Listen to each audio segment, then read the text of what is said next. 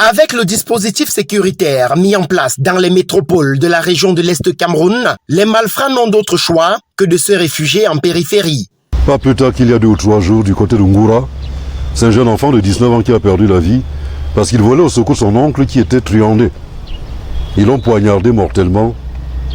Malheureusement pour lui, il a déjà été enterré. Vous convenez avec moi que face à tout ça, le Wokman ne peut pas rester les bras croisés.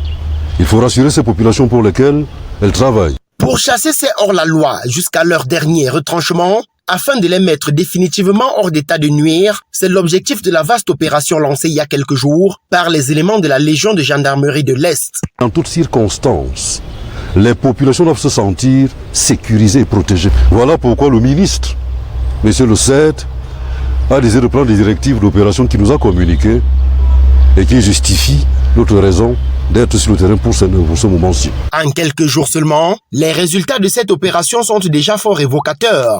Le bilan que nous pouvons faire de cette opération est la saisie de 2 armes de traite, une dizaine de poignards, 1 kilo de chanvre indien, 50 filons de chanvre indien, une vingtaine de motocyclettes et de 3 véhicules qui ne possédaient pas des papiers afférents à leur circulation. Pour assurer un succès éclatant à cette opération, l'apport des populations est sollicité. Des prospectus frappés de numéros verts ont déjà été distribués pour dénonciation.